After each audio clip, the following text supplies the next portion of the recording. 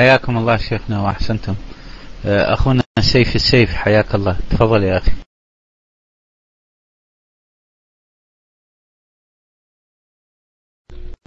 طيب، بسم الله الرحمن الرحيم. السلام عليكم ورحمة الله، فضيلة الشيخ وعلى الحاضرين، وكل عام وانتم بخير بمناسبة المولد النبوي الشريف.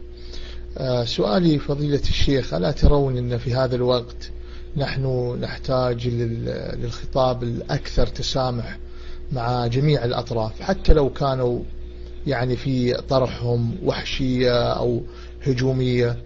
ألا تتوقع أن مس رموزهم، حتى لو لم نتفق نحن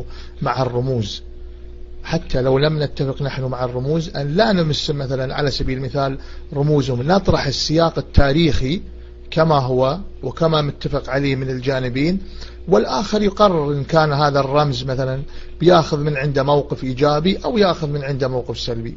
لأن الطرح القوي أو اللي فيه مساس لمشاعرهم هذا يولد الكراهية، ويجعل زي ما تفضلتم يعني في أحداث المدينة أو أي أحداث أخرى سبب قوي لمعاداة الشيعة وعدم الالتقاء. نحن نفكر في الإطار الإسلامي الأوسع، نجمع المسلمين أكثر من نفرقهم. الأحداث التاريخية بالنسبة لنا لا ممكن نتنازل عنها، لا تنازل عن المبادئ، لكن نطرحها بسياق تاريخي نستخلص منها النقاط الذي نريد أن نستخلصها، نبين سبب موقفنا الذي اتخذناه بأن احنا مع أهل البيت، والآخرين يتخذون الموقف وهم أحرار في موقفهم. ألا ترى أن في الأسلوب هذا أفضل من الأسلوب الآخر اللي هو مستفز لمشاعرهم؟ شكرا لكم سماحة الشيخ، بارك الله فيكم. خذ اللاقط أخي سيد. بسم الله الرحمن الرحيم. شكرا لك أخي سيف آل سيف. ونمط الخطاب الذي أردته أنت هذا أمر جيد، سياسيين يستعملونه، وأنا لو كنت أعمل في السياسة كنت أيضا أخاطب هذا الخطاب. والآن أنا بصفتي طالب علم مع الجمهور الشيعي، أعيش مع الجمهور الشيعي ومعتقد بهذا الخط، ما يجب علي أن ألتزم بما تتفضل به. ما يمكننا أولا توحيد الخطاب، وأن كل الشيعة تعالوا لينوا خطابكم. تليين الخطاب من كل الشيعة ثق يا أخي بأن له مردودات سلبية سيئة. والآن لو أن خطابنا لين ما تصير قضية البقيع ولا تصير بأكثر، ولولا الضجة الإعلامية التي صارت وكانت تكون المسألة أسوأ. أخي الكريم، ما تتفضل به بنحو الموجب الجزئية صحيح.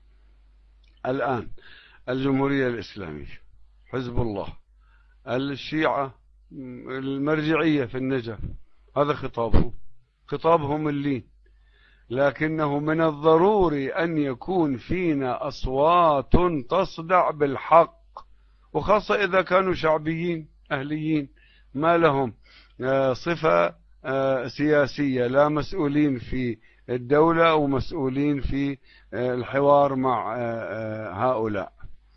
ويا أخي الكريم، أنا باعتقادي أنه نوعين من الخطاب نحن محتاجين إليهما، محتاجين إلى الخطاب الذي ذكرته، ومحتاجين بنفس الوقت إلى خطاب الرأس.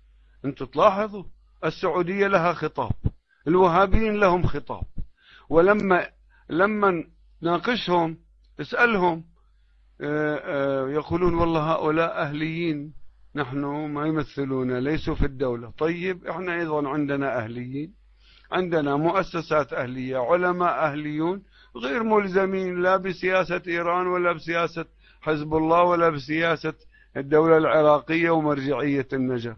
هؤلاء فليرفعوا أصواتهم. إذا كان عندهم أوراق ضغط شعبية من علمائهم وخطابهم الوهابي المتطرف، يجب أن يكون عندنا بالمقابل خطاب يرد خطاب أولئك. هذا أيضا محتاج إلى أخي الكريم. ونحن ما نمس رموزهم، لا نسمي رموزهم، لكن نبين. وحتى إذا في أشخاص اجتهد ورأى أن يسمي ذلك إليه، أنا ما أقول لا، ما أقول لا، أنا ما أسمي. إذا محتاجين إلى عدة أنواع في الخطاب أخي الكريم، وثق بأن تنوع الخطاب الشيعي وشدة الخطاب الشيعي هي نعمة وضرورية أيضا في مقابل هذه الهجمة والتوتر الذي يعيشه أولئك. وشكرا.